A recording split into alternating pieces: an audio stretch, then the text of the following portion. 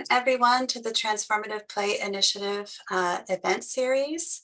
Today we're very lucky to be joined by Tuomas Harviainen, and he is going to talk to us about different sources that we should be citing maybe, or that have been very influential in the field of role-playing game studies leading up till now.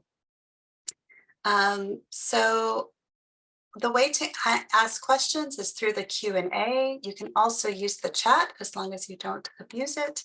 And we will be getting started here soon. If you would like to in the chat, you can share your name, your pronouns, and your location, and then something that interests you about this talk. So we are going to do a little bit of introduction here. And he is very humble, so he gave me a very short bio, but it should be much, much longer than this. Tuomas Harviainen is a professor of information studies and interactive media at Tampere University, Finland, and former editor of the game journals International Journal of Role-Playing and Simulation and Gaming. And I met Tuomas when my book first came out, and he messaged me and said, "Thank you for the citation. Have you heard of Nordic LARP?" Which I, of course, had not. And then he said, "Come to Denmark." And that really kind of set the course for my whole life, I'd say, in pretty important ways. And he's been a friend and a mentor through many phases of my life over the last, I guess, 13 years now. And so I'm very excited to hear this talk. It was always my favorite talk at KP whenever he would do this year in LARP academia, and he would kind of go through all of the monographs and articles that have come out. So we get to have a larger version of that today with sort of a retrospective view. So without further ado, I will turn it over to you, Tuomas. Thank you, Sarah. Something to mention is that this is not this year in LARP academia, because the field has grown far too big for anyone to really follow everything that's happening within it. And this is part of the issue why I am talking today, because in some senses, things have vanished from the usual radar of scholars. And I'm trying my best to pick up some example cases of the things that might be worth a further look or going back towards. And I will now share my screen. Hopefully you will see it. And the topic for today is Forgotten Gems, Early Role-Playing Game Theory. I like to keep things interactive, so if you want, just interrupt me at some point, and someone who is able to see the chat screen will then read the question aloud to me. So if you need something to be elaborated upon or have a comment to make, let's not leave it only to the Q&A.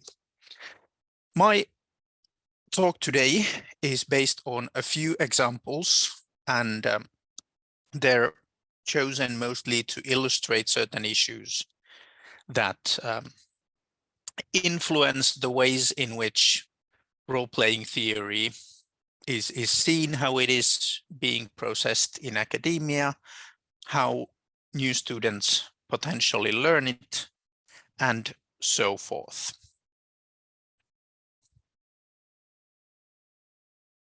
Okay, so the reasons for today's talk is that a lot of the things that we cite as canonic examples of research within LARP or theorizing about LARP, these are not necessarily the same things. Some of the canonic pieces may not exactly have been the first.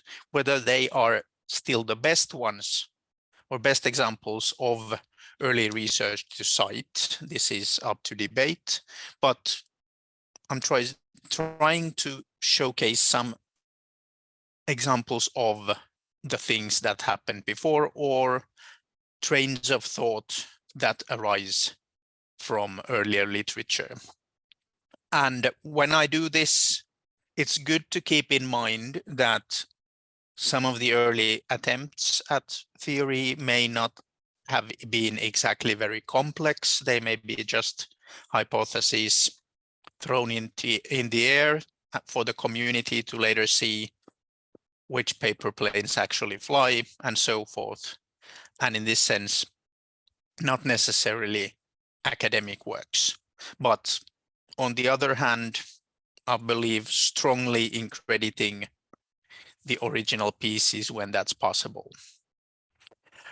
Reinvention of wheels within role-playing studies is very common, and predicting what will become a classic text is not necessarily easy. So in some cases, like with the book by McKay on role-playing games as art, that one has sort of reached a classic status, while others from the same time frame or even a decade later necessarily have not.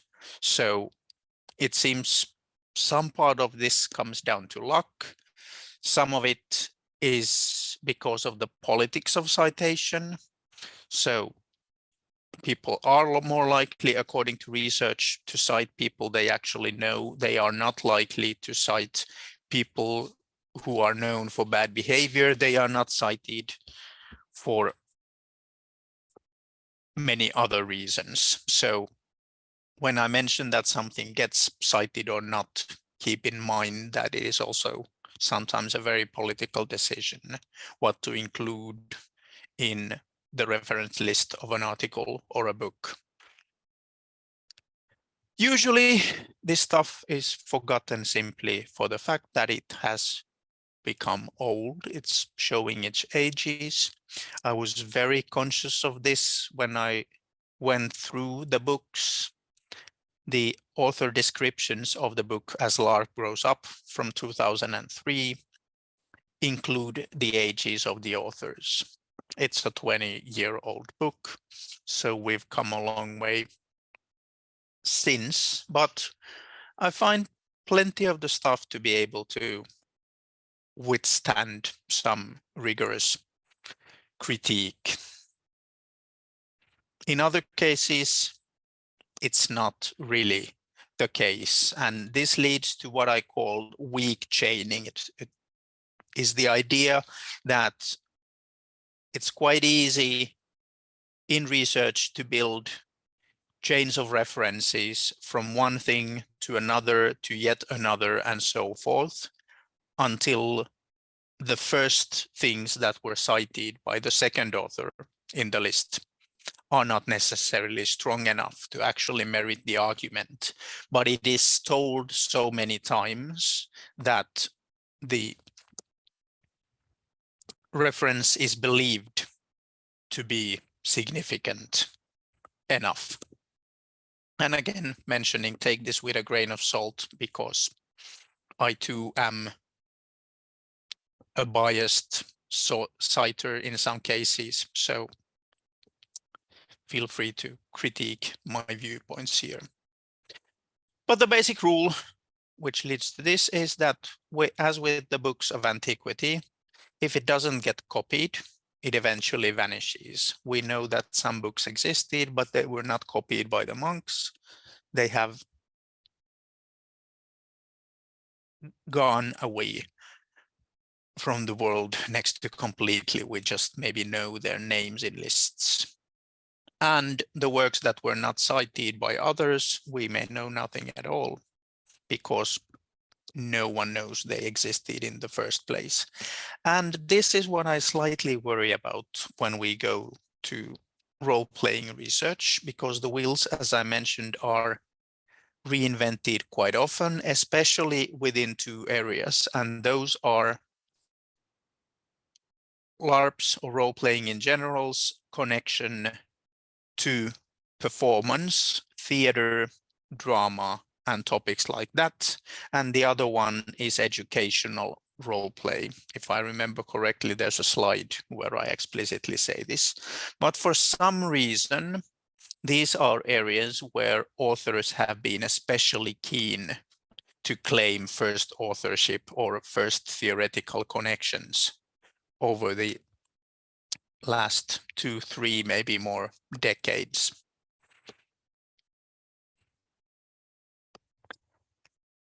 I would say that this particular volume is both the best and possibly the worst thing to happen, with all my loving, within Nordic role-playing research.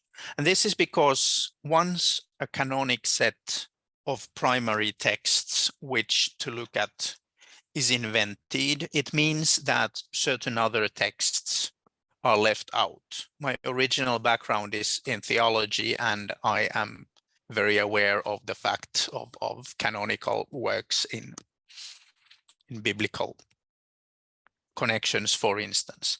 But here, what we have is a very good, very nice, very well thought of collection of texts about LARP, especially, but not limited to Nordic LARP up until the year 2014. And this should be your starting point in many cases to things. But on the other hand, I know from experience of supervising works that the downside of this is that people are less likely to dig further and to see what else may have been published before that time. This is particularly true, as I've written in one of my articles about the so-called manifestos, which were the kind of mandatory way of expressing one's thoughts on LARP design and maybe LARP theory as well in earlier times. So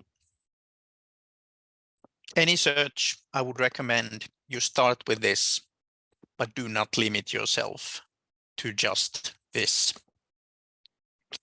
Another place to do some digging, hopefully it will be expanded, is the Encyclopedia of Ludic Terms, which currently features only the first batch of text. I've written there the entry for simulations, but there are several other topics as well. I am slightly worried that this is the one thing that students will next look at, and even academics who do not follow role-playing studies very closely, that they will check what is being cited here and decide based on that what is the limit of existing discourses on some of the topics. Please prove me wrong in the long run, but for now this is a distinct possibility that some of the very good things that have been done by earlier scholars will not be found simply because there's a clear stopping point, which for many people will suffice in how much they will be willing to draw into.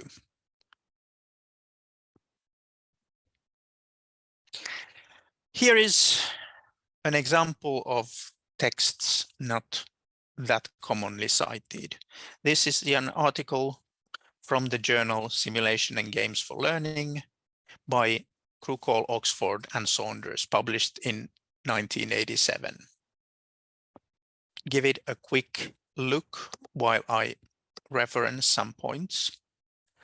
There's stuff about role profile, role-playing performance. This comes from completely outside of the then existing early role-playing studies. The authors of this one were, if I've understood correctly, not aware of Gary Allen Fine's work. They build on the role theories coming from fields such as psychology and so forth. But if you look at the texts, there are strong similarities to the ways in which these topics were then explained also by scholars in the first batch of role-playing studies. Some of the claims may feel rather weird to you, however, like a role play is always a simulation. and a role profile, always a simulator. We're not necessarily simulating some real world person or person type, so there are limitations to here.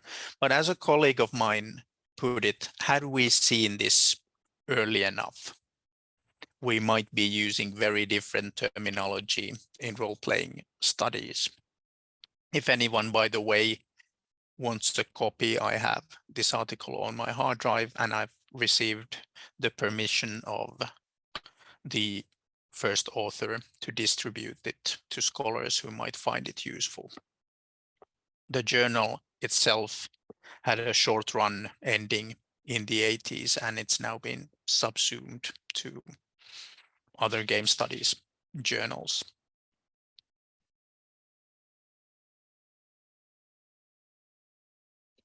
In the meantime, in between and before,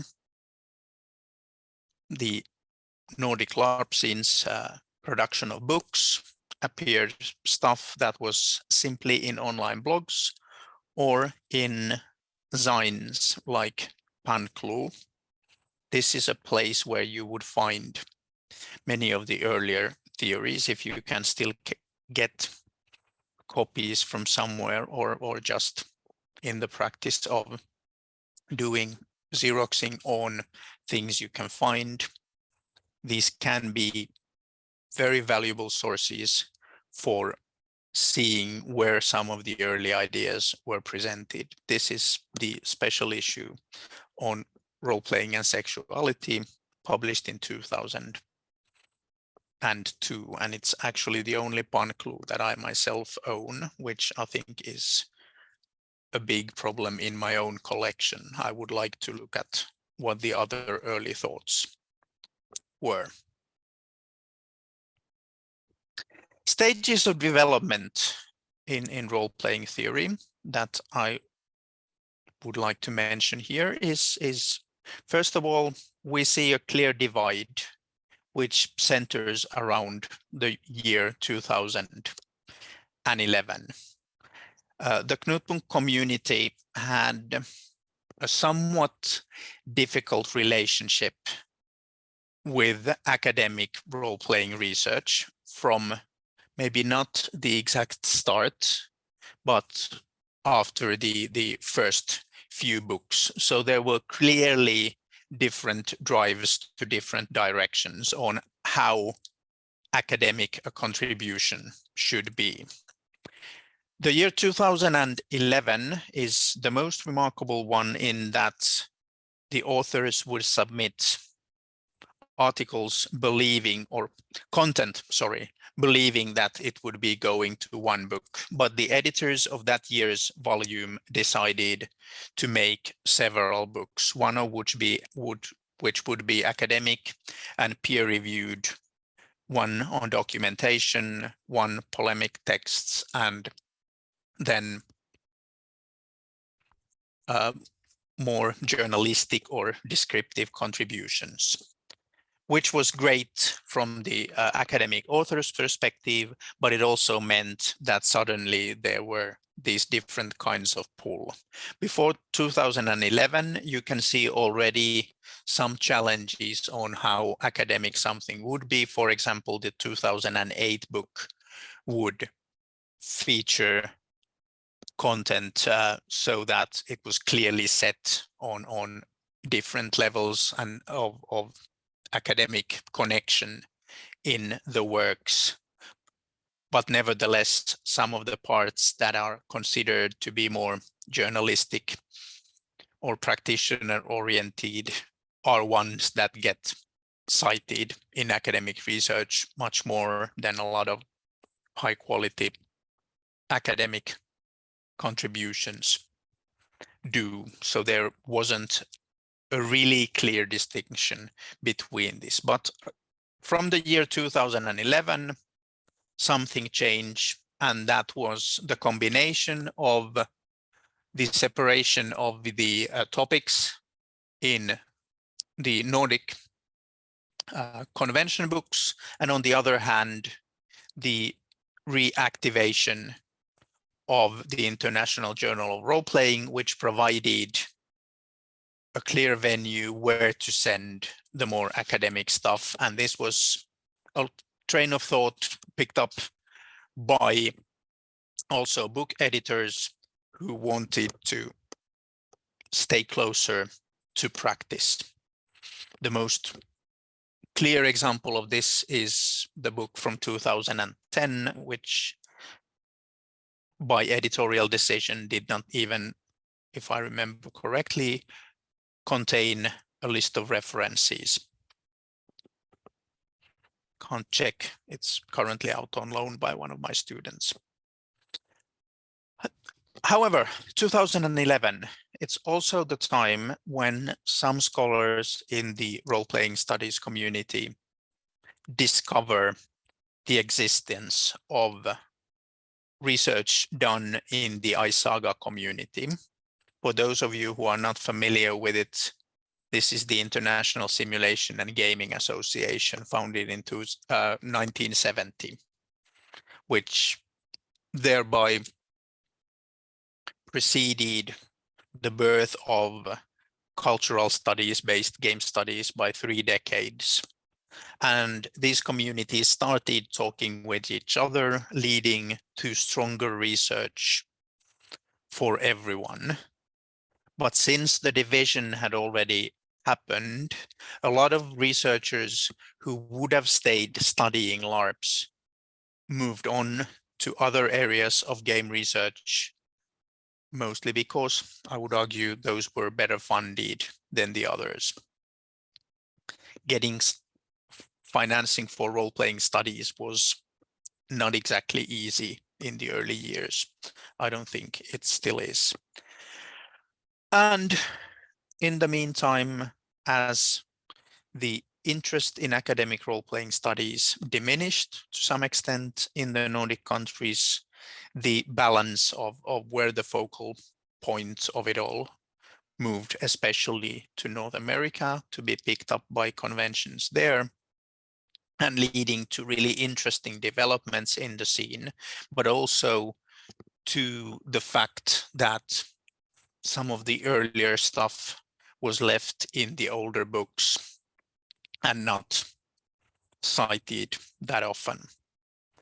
And also sometime after 2010 or so, a lot of old role-playing research gets found from especially Eastern European countries, to some extent also from other areas, but excluding a few cases where some key authors did their best to promote this stuff to international audiences, much of it still remains behind language barriers. And in the current political climate, I don't think that some parts of it will be accessible anytime soon. But this is good to keep in mind, that plenty of old research, plenty of very relevant research still exists in languages most of us can't access. Idiosyncrasies of older research include, as I mentioned before, the drive to reinvent wheels.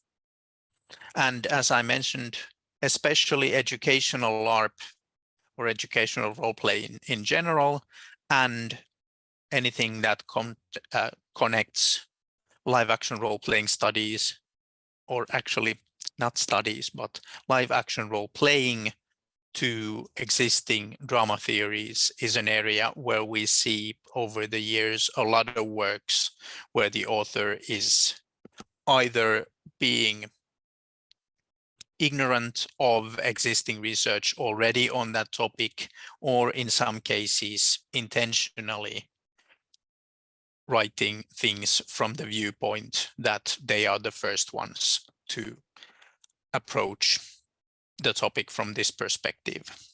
But in general, the typical challenge has been that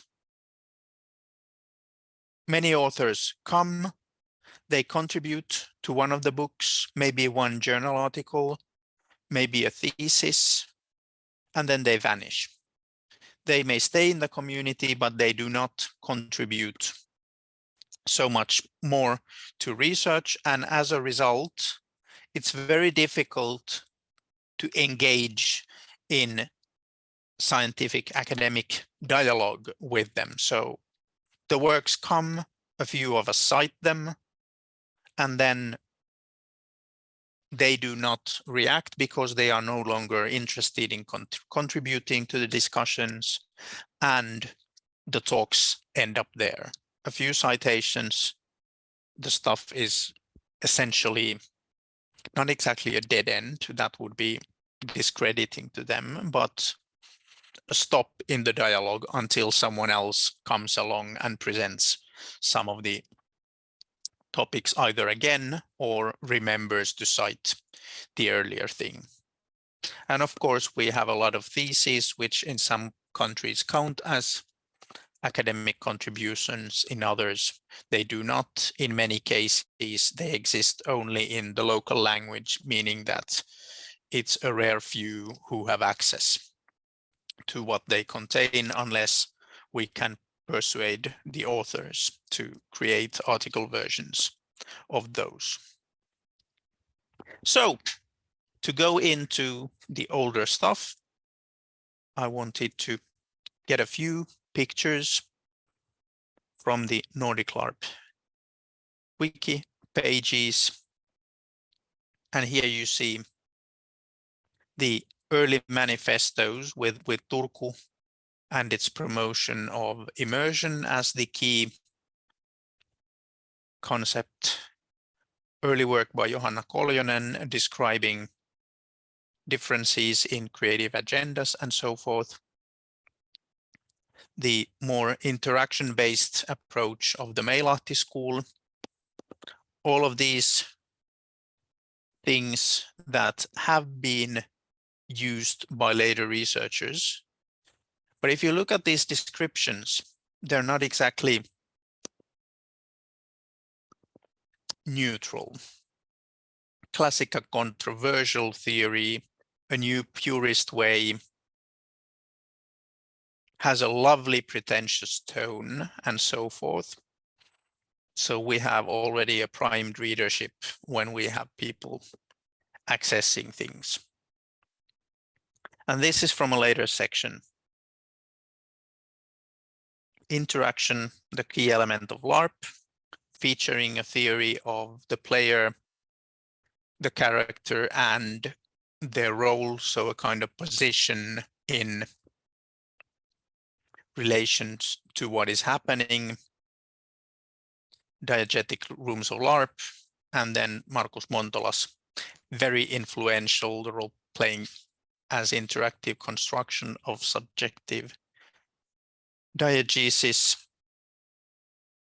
You can find some of these in the 2014 volume, but if I were to say to people that where's the first place to look when you go into actually seeing what was presented as the roots of the theories that have developed over the last 2 decades, you see much of it in these early pieces.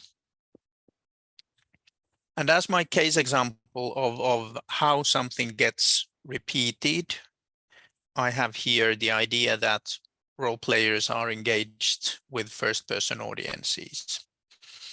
Typically, you can see a chain that goes through other pieces of research and points out to Sandberg's text of Genesi from 2004. So it's one of the chapters in the book Beyond Role and Play.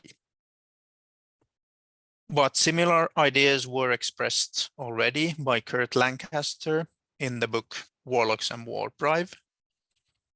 And the place where I would go for citing this idea would probably be Stephen Eddy Snow's Performing the Pilgrims from 1992, a book that, to my knowledge, was not known by role-playing scholars until somewhere in the ballpark of 2013, 14 or so, when it was promoted by other scholars who were not in direct connection with these communities during things such as peer review. That would be my strong recommendation for many of you as an early piece of reading, so Performing the Pilgrims. Another interesting case is Bleed, which has entered discussions on so many levels. It's become highly cited. It's mentioned as something that we all know about, and it has its own subcategories. And there's been very good research on it by topics including Professor Bowman. But your typical citation of it as a phenomenon goes back to Markus Montola's excellent article, Positive Negative Experience of Experience in Extreme Role Playing from 2010. But if we look at the earlier Knutepunkt books, for instance, you can find similar things mentioned, especially in and around the year 2005, talking about manipulation of players through their characters, or influencing players through their characters, and the characters through design that would affect the players. One of the reasons why it was not cited later on is the fact that these are all texts that do not yet use the word bleed. So they talk about similar things, but with different terminology. And we really can get a clear picture of what it is that is being talked about from Montola onwards. So I find it logical to skip some of the others. For those who are interested in the earlier steps, there's a chapter on immersion and theories related to it in the 2012 book Immersive Gameplay. This particular chapter is written by William J. White, Emily Kerbos, and myself, and it tries to summarize the existing research up to that point. However, since it's in a book that is not online, it doesn't get read or cited or even remembered that often by others. But if you are interested in the topic, that's a place where you can find both a summary and a reading list, because that's the reason why we sometimes do summaries, to give people ready reading lists to see where the earlier discussions took place. So two things I want to especially point towards. These two books, Dissecting LARP from 2005 and its follow-up Role Play Art from 2006, both get mentioned, especially for the fact that they contain LARP design theory by Eirik Fatland, something that has, through academic mentions, clearly received a set place in role-playing theory, and in my opinion deserves that. But there's a lot of practically forgotten relevant stuff in both of these books. I can't tell you which ones to pick, but go back, give them a spin, and see what sticks from there. A few examples from earlier books here. So there is a topic that keeps popping up, not necessarily as reinventing the wheels as the performance angle, and this is the idea of LARPs, their relationships to rituals, and whether LARP is seen as a ritual, of course, connecting to ideas expressed already in the works of Huizinga and Kalua from earlier on. But this one by Christensen, of course, the reason it's not cited as often is the fact that the book is written in Danish. Another one is the work of Hanne Grasmo from 1998. This is a very practical book, as are the books that exist from that time period in general. But what we have in it is also a very good description on the things to at least take into account when doing de-rolling and debriefing after a game. So things that then the Nordic community discussed a lot more elsewhere, but for a good early look at how things were done, this is worth your time and trying to translate it from Norwegian.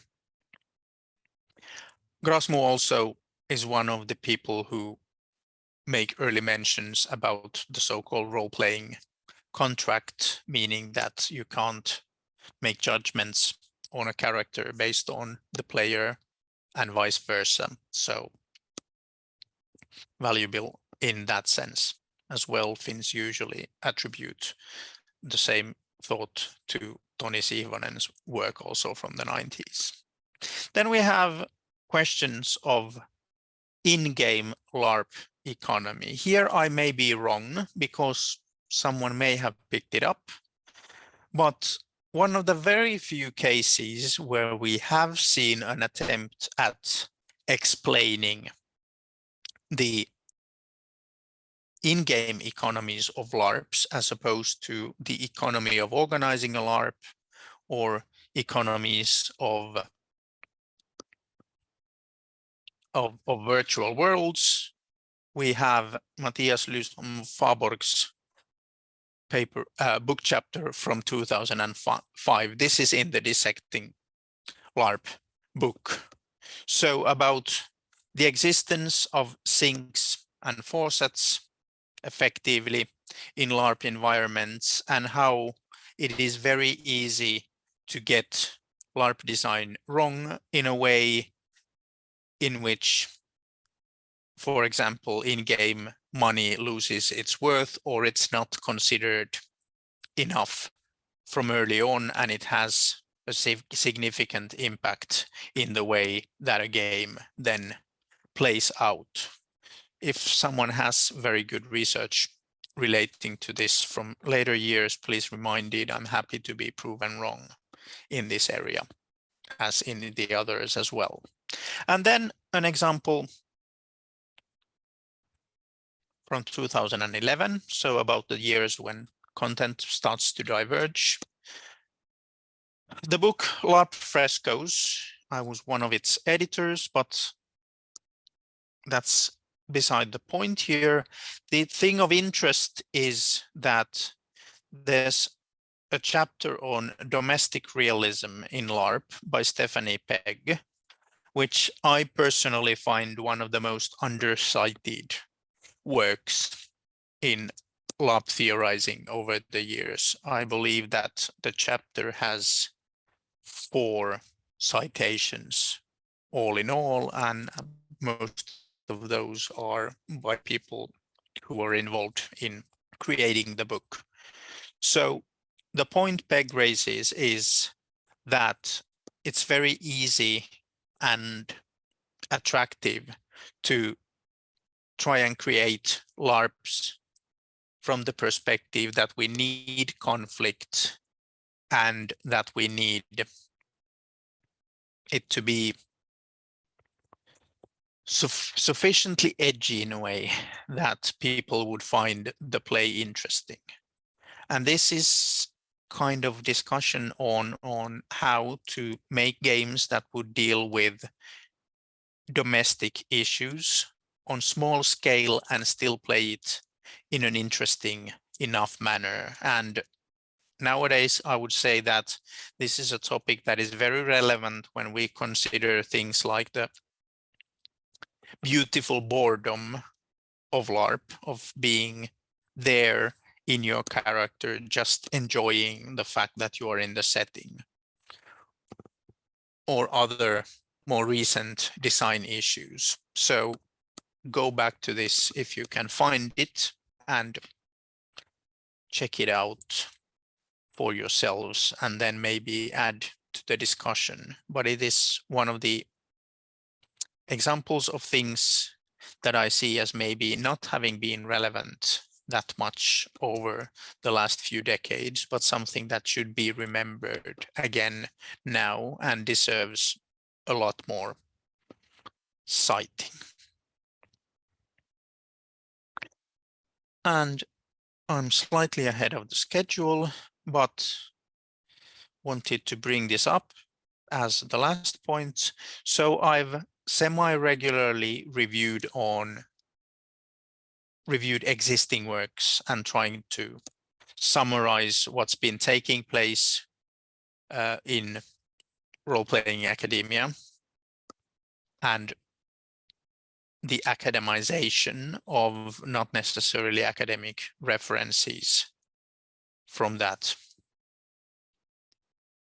area. And one of the articles where I've last done it was in fact in 2014. So there's a text from hobbyist theory to academic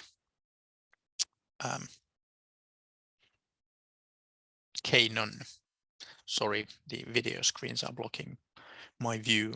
So from hobbyist theory to academic canon, which deals with the fact that some of these works have become canonic while others see something like 2 to 5 citations at best on Scholar. So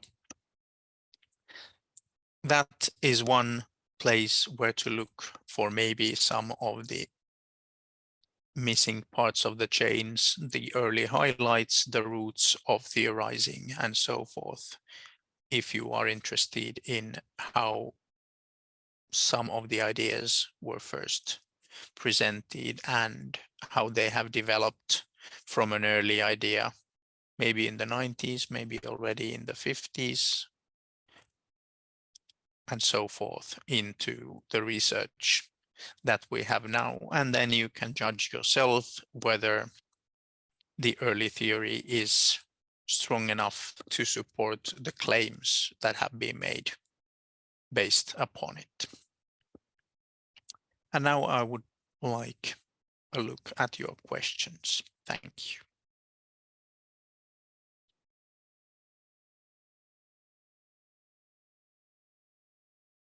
Thank you so much for that. Someone asked, just a small curious question. Did you find every book you were talking about today in the library in your office where you are sitting? Yes.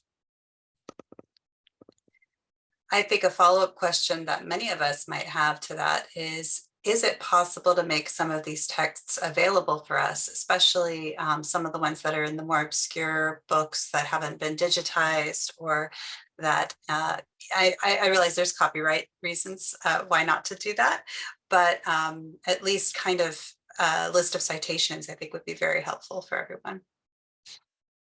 Yes, I believe it is possible. I do not have the contact information of all of the authors, which is part of the problem that I mentioned, that people come, they do one paper and then they vanish somewhere. Maybe they're still LARPing somewhere, but we don't know, and we definitely do not know their contact information. But in many cases, the venues where the stuff has been published are such that the publisher does not hold a kind of copyright that would be over this. So maybe it's time we should look into making some of the contents available to larger audiences again. So maybe reprinting in an anthology or something? Yes, we've done so in some cases. For example, the book Nordic Russian LARP Dialogue contains some of the earlier works which were then translated and republished in order to reach wider audiences. So a few interesting texts you can actually find from there if you find the book online. And it should be still available somewhere. I believe it's on the Nordic LARP wiki, but one of our participants can Google that for us and see if it's Yes. there. The Nordic Russian LARP Dialogues, I believe, is the name of the book, right? Yes. Yeah. Okay. Do you have examples of East European authors or books?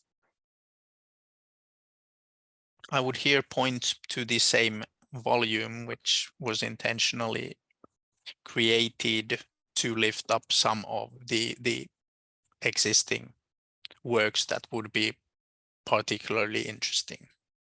There are also quite a bit of articles in the more recent Knutepunkt books and also in the WeirdCon companion books. So they're sprinkled around here and there for you to find. Another question, are there any EduLARP theses? Well, this is kind of a hard question for me to translate.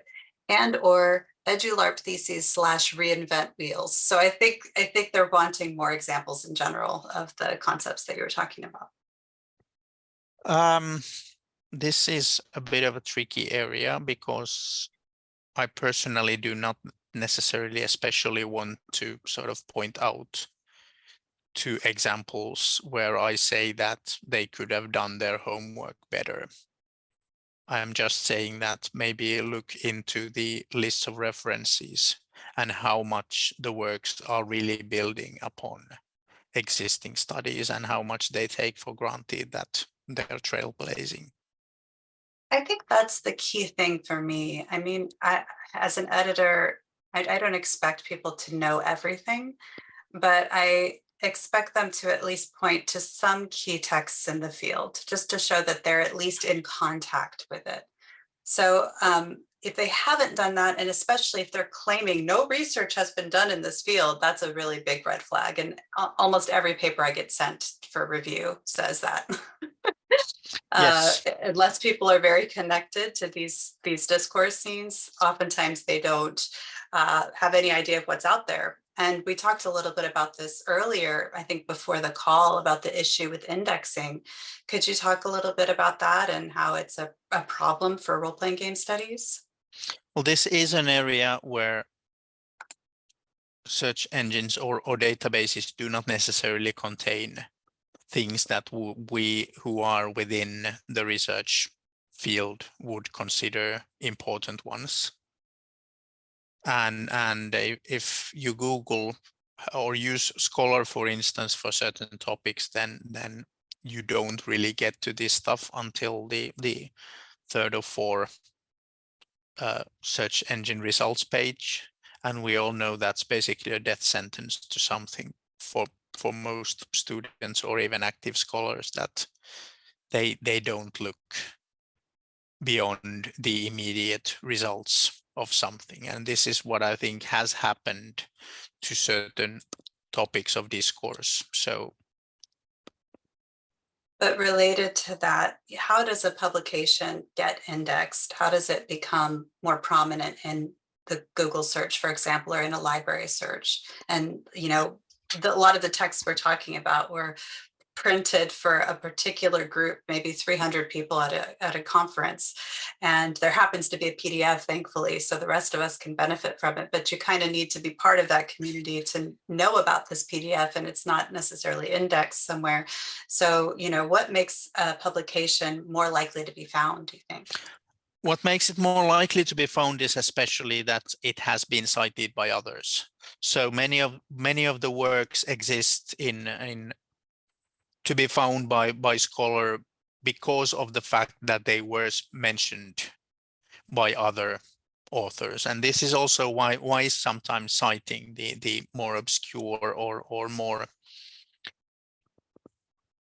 even outdated, I could say, references can be valuable, because it then creates a kind of chain of evidence from where the argument comes from, and the fact that there is this book that is cited even though it's not necessarily available services like Scholar are quite good at picking up new research and using their lists of references to then look at what else exists on a topic.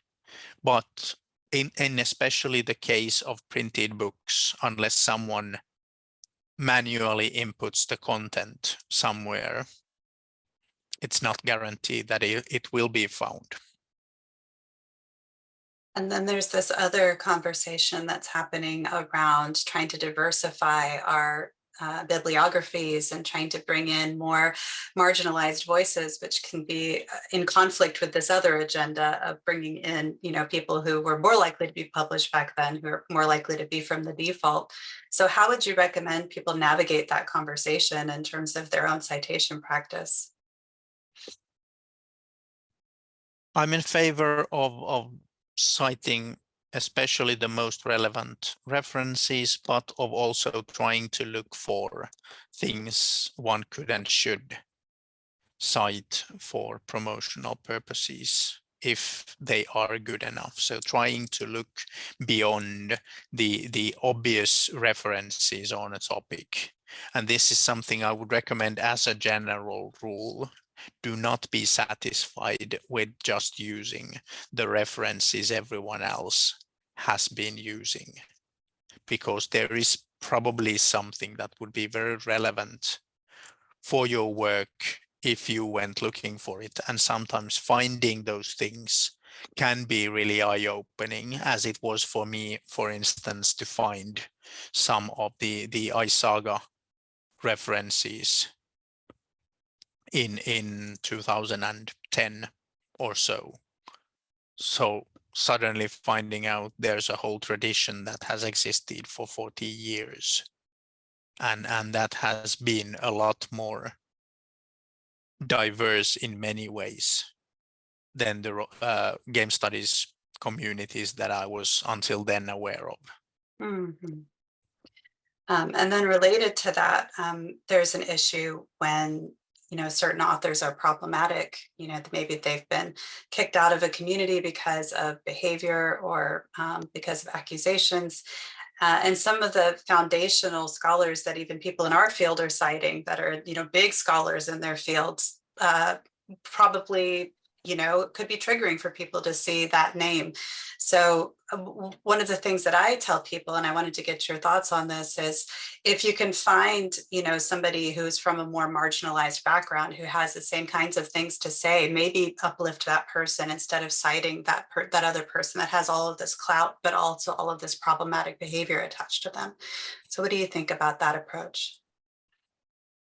We do not have to cite every relevant reference in cases where multiple exist.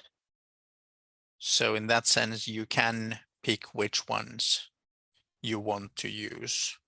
If someone is really a foundational author, going past that is of course difficult, and sometimes not to mention them would be academically improper, in my opinion. But when you can select between, why not select?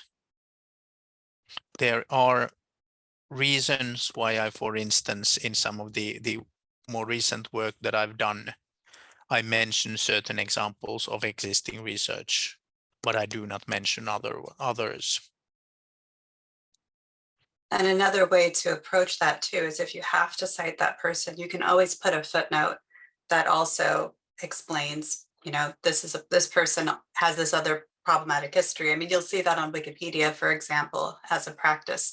And there's a lot of discussion about whether or not to just remove that person from Wikipedia or whether to have a controversy section, so this creation of knowledge is really what we're talking about, and dissemination of knowledge, and who gets uplifted and who doesn't. It's quite complicated. Yes, but sometimes, and in many cases, your academic work is not the place where you can or should, in my opinion, debate this. So not sidetracking research is also important. There's definitely a balancing act there. Yep. Well, we have a lot of really great questions. Let's see. I wonder which peer-reviewed articles or works you regard as the first ones on LARP theory.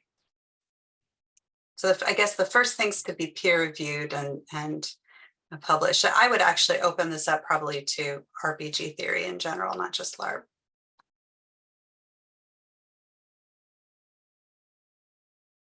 It's very difficult to say what was the first one. The article that I showed from 87 is one of the first ones that discusses in a peer-reviewed text role-playing to a deeper extent. I would have some other examples in the physical collection of Simulation and Games for Learning and in early issues of Simulation and Gaming, but those I did not show because of copyright issues right now.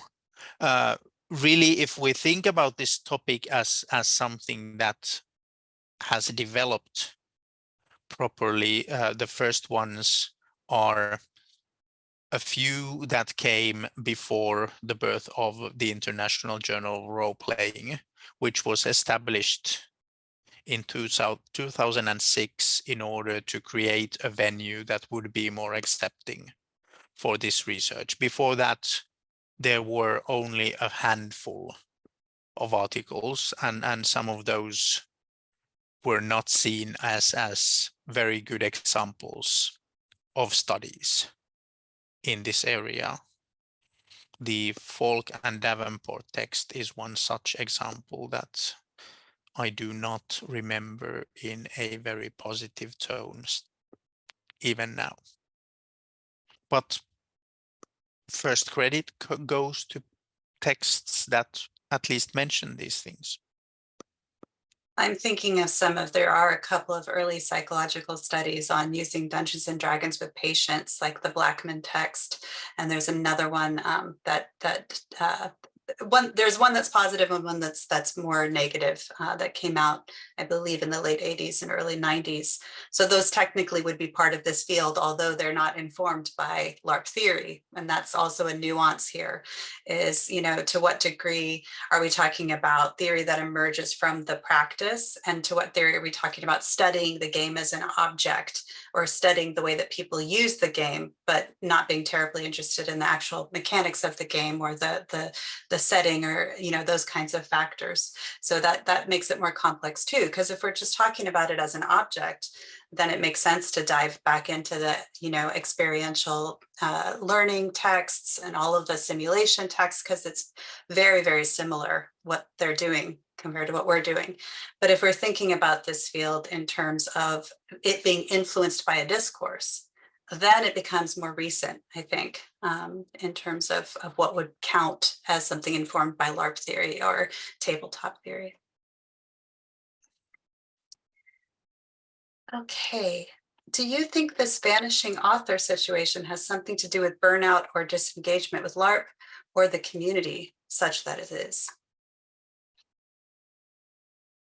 I don't think it has that much. It's, in my opinion, more that they do one thing that is comparable to a thesis or one idea that they have, and then there's a lot of interest,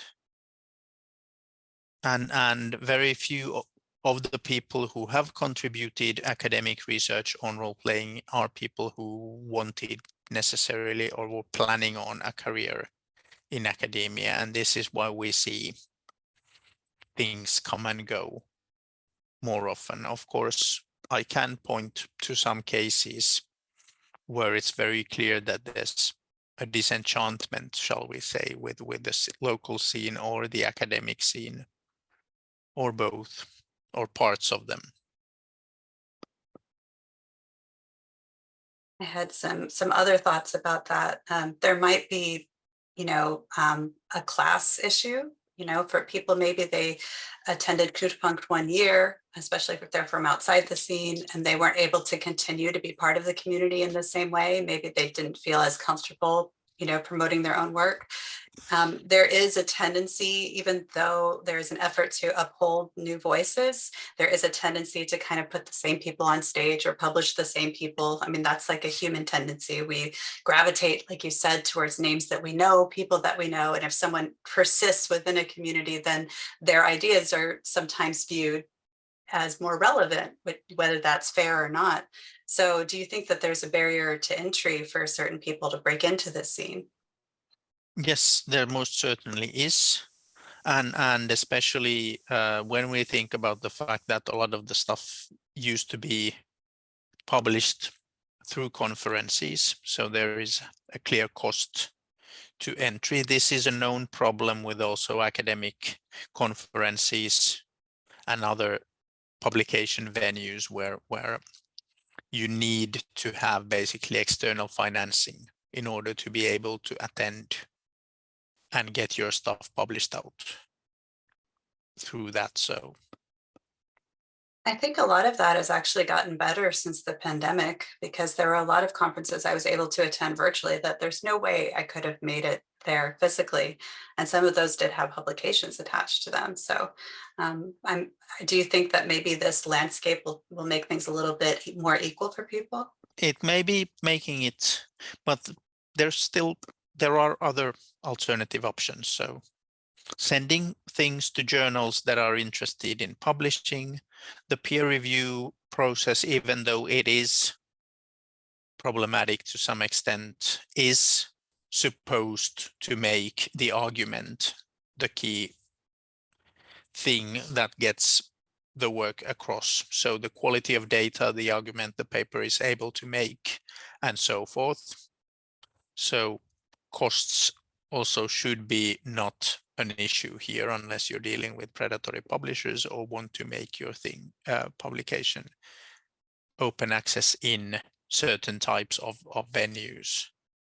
But going that route, of course, being known in the scene helps your work then get noticed and then get cited and so forth. So there are advantages to in-person attendance and participating in the coffee break talks and so forth. So even though you may get published without costs, you may need those in order to get your work noticed and cited. So if we're honestly cynical about this, there is that part of the thing. And of course, one reason why the journalistic contributions were so popular to make in a lot of these venues was the fact that they don't require as much knowledge necessarily of academic writing practices.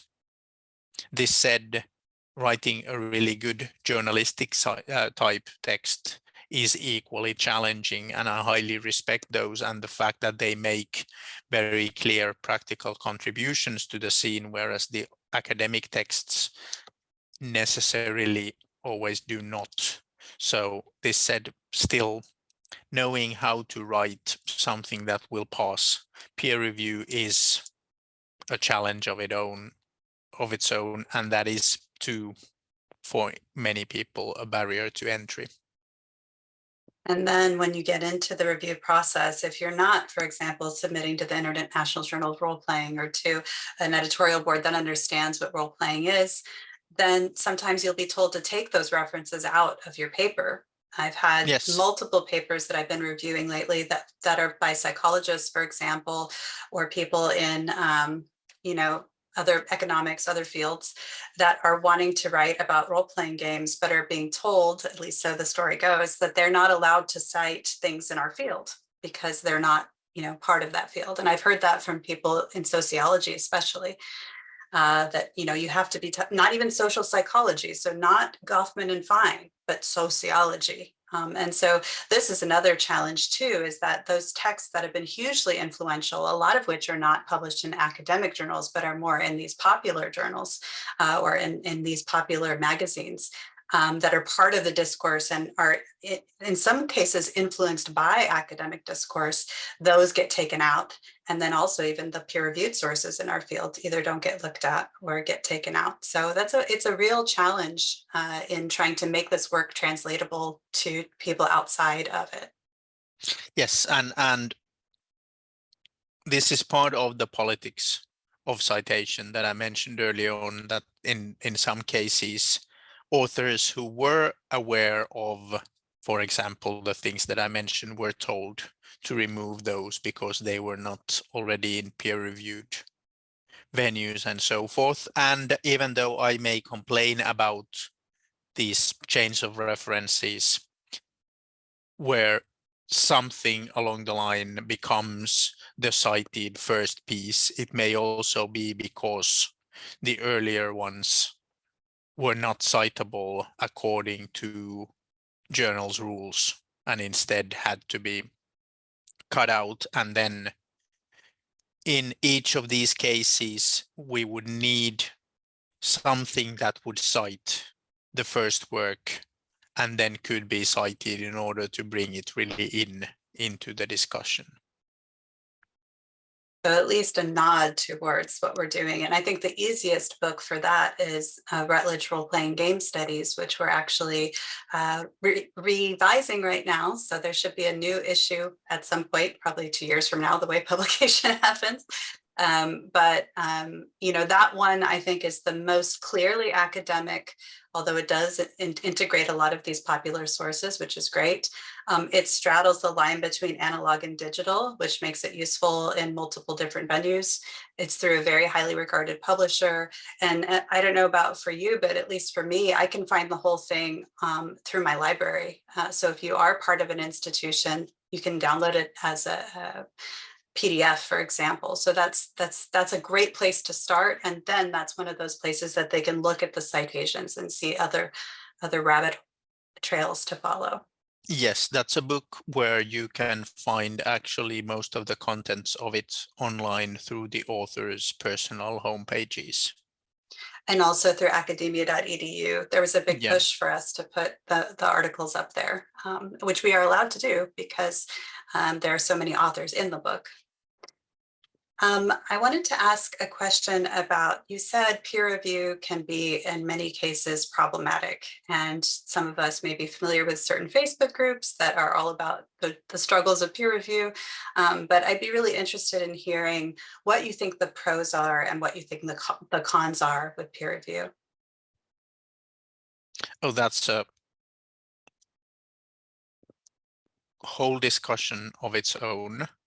But in general, when you move outside of venues where the people are really familiar with these topics, finding the right people to review so that they have sufficient expertise can be very difficult. So the process of anonymous review removes some parts of fruitful dialogue that would lead to better results. So this is the central challenge. Some venues have allowed for papers that have passed the first completely anonymous stage to be then refined through discussion with the reviewers, and I find that to be a superior process in many cases. But of course, it's very difficult to find reviewers who would have the time and the energy to spar something and would also be expert enough in the topic. So many structural flaws and many incentives for people to either get tired and accept something by enough revisions or to get very grumpy and reject it on principle. And this is another aspect that I think we don't talk enough about. I mean, you and I do, but maybe in the larger conversation is the politics of editorial work, the degree to which an editor needs to know so many people in order to find, especially in an interdisciplinary field like ours, in order to find the right people to review a particular text. I think our field is getting wide enough now that we do know quite a bit of people that are publishing in a lot of different disciplines. But for example, I'm one of the authors on the psychology chapter of the book that we talked about, and that's not my educational background. I mean, I have some in it. It's my deep, passionate interest, but arguably there should have been other people that were writing that chapter. But for a long time, there were a lot of psychologists that, for whatever reason, weren't really touching this stuff. It's becoming more intriguing, I think. I think part of that is also has to do with the stigma around role-playing games and studying, fantasy and things like that. But there are lots of times when I get a review back and it's clear that the reviewer didn't understand the entire field that I'm citing, not just my work, because they don't have sufficient knowledge. And that, sometimes boils down to who the editors know and who they don't know. Yeah, one of the really enjoyable sides, but also very time-consuming sides of being an editor for just simulation and gaming was the fact that the number of submissions on various game-related topics was so high that I really needed to go out beyond my own networks to hunt for reviewers, and I learned so much by trying to find out who could review on this topic. And then I come across a researcher whose name I've never heard and who's written a lot of relevant stuff. And then in addition to assigning them as reviewers, I read like 10 articles and I'm like, oh, whoa, I want to cite this person's work and I want to get to know this person. And because of the review process, I had an excuse to actually maybe make contact with that reviewer and talk more. So that was part of the fun. And of course, seeing the authors who contributed maybe their first pieces eventually over the years develop into people I would then ask to review and who would become key names on certain topics and so forth. So and I think that's a really important point. The labor that goes into editorial work sometimes is about trying to find these key people, for example, that maybe we weren't exposed to. But I think that being an editor is such a rewarding process. It's very difficult. It's very time consuming, but I really appreciate having the articles come to me and then I get to read them. And then so in a way, it sort of holds me accountable to know what's going on in the field, at least, in my neck of the woods. So I do recommend for those of you out there who might be a little daunted by editorial work to try it out, maybe even just apprentice under somebody who's been doing this for a while, because it can be quite rewarding. Yeah. In relation to what you mentioned early on about chains of references, do you think there are any strategies a researcher should consider in order to ensure that the thing they are citing is built on solid academic foundations? That is a really good question. And the answer is of course, read more, get familiarized with certain key ones of these backward chains and see whether the earliest works are strong enough. Or maybe just skip some of the steps along the way and look at the oldest things that are cited and how deeply they go into the topic. This is the best suggestion that I can make. So really look at the first part of the chain of evidence and see how well it is actually grounded in either empirics or other existing works that came before it. One of the issues that I'm having in going to some of the early texts is there might be content that's problematic in it, and I'm not sure if I want to cite it, not because I don't think there's valuable content, but because it's alongside content that may be, like you said, dated or problematic, through our current lens. So how would you recommend navigating that? There's no clear-cut answer, in my opinion, here, but then you would cite the work that builds upon it, or you find a different approach completely. But if you want to use certain paradigms for research, then you can't avoid completely certain figures without at least being then reminded by reviewers that you should have taken author X into account or something like this. So it becomes a part of choosing your setting maybe beforehand in order to make sure you don't have to deal with these. I kind of envision it as like tending a garden. My citations are like a garden. It's like, what flowers do I want in my garden? What do I want to uphold? You know, what will work well with each other too. That doesn't mean they have to be from the same field at all, but you know, there is in a way a connection to us as authors with what we've read and what we cite and what we uphold. So there's also credibility attached there, which makes it even more complicated, because of course we can't know everything about these people or what they've done or cited or you know, their politics. Even there's been some key figures in role-playing games that lately are no longer people that we want to associate with, probably due to, you know, certain political beliefs, but who have been central to the development of role-playing games. So it becomes really tricky. I was recently made aware of elicit.org, an AI research assistant which builds on Semantic Scholar, and researchrabbit.ai, which can make citation network graphs. I have not tried them for role-playing theory yet, but Elicit is a community project, so it may make sense to contribute to get work more visibility. Are you familiar with that? I haven't checked them out yet, no. I would be very interested to see how that unfolds for you. With that in mind, do you think there's space in this field for academic style writings from people who are not pursuing an academic focus on role play?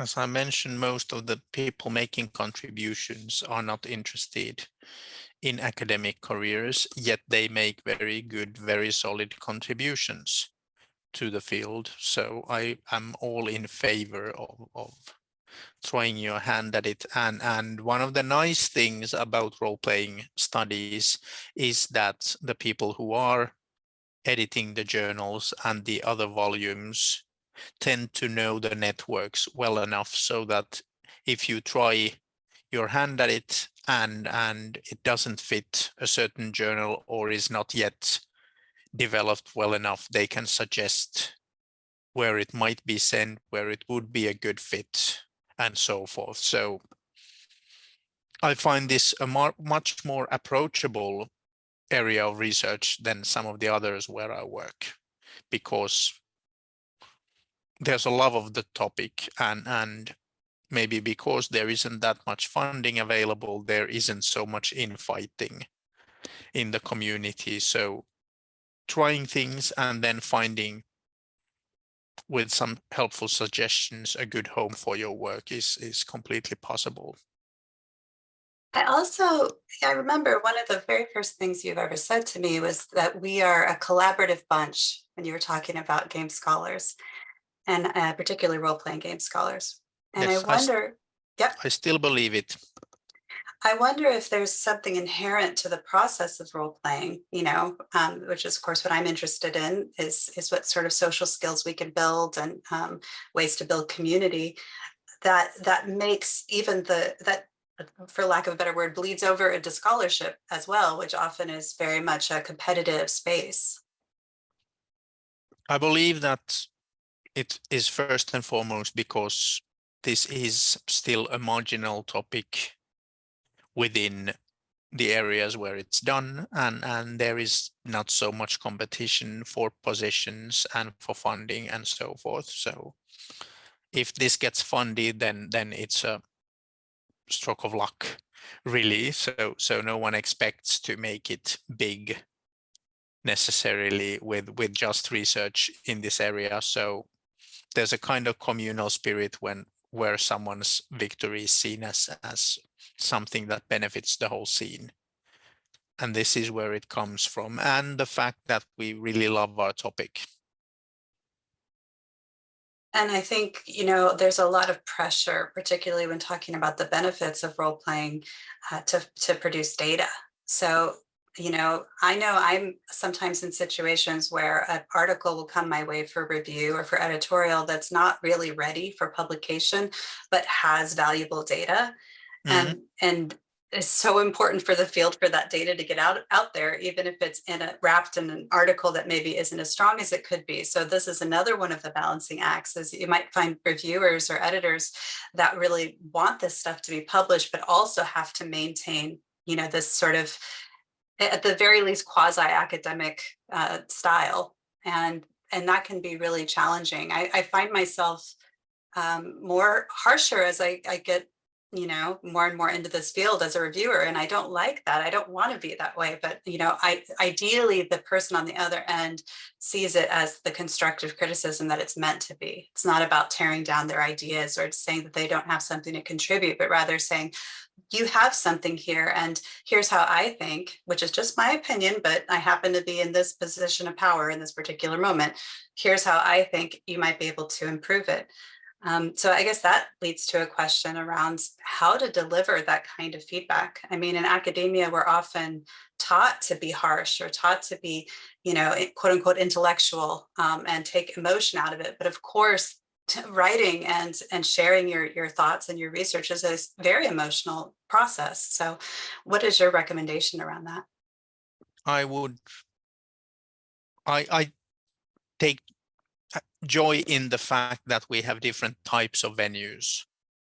And this means that those with valuable data, but which are not a good fit for a certain journal for various reasons, can be guided into other places. I've over the years edited volumes where the whole point of it was to publish something that may have been rejected from a journal, but fit a LARP book really well. And some of those have become very important contributions later on. So keeping an open mind, knowing where one could send something that doesn't fit here and so forth, that is very important. But when we also talk about these criteria of quality and so forth, if we do look at the early works that I mentioned with a critical eye, a lot of it is, in fact, this kind of, this is the way I do things and see things, and wanted to share with everyone else that this is my opinion on the topic. And from those seeds that are based on personal practice, we've seen the outgrowth of a lot of really high quality theorizing and so forth. And the chains have become strong enough to really carry a lot of weight. So having outlets for also the things that are based on best practices and best hypotheses is, in my opinion, very important. And we should not forget those simply because they were a bit maybe clumsy at times back in the when. And I would also like to just say, you know, nordiclarp.org is a publication that can be in this quasi-academic zone sometimes.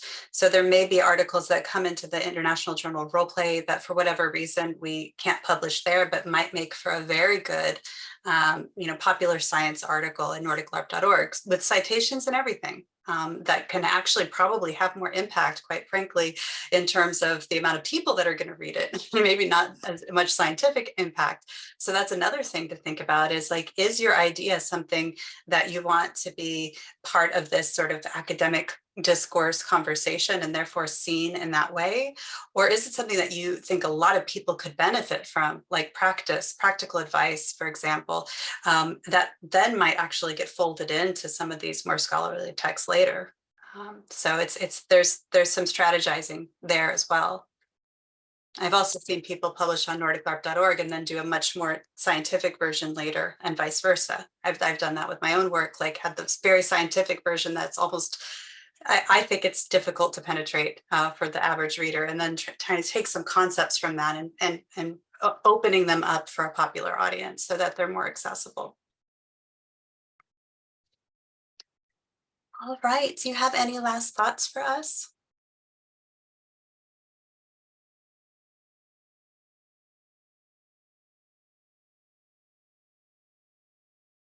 Anything come to mind?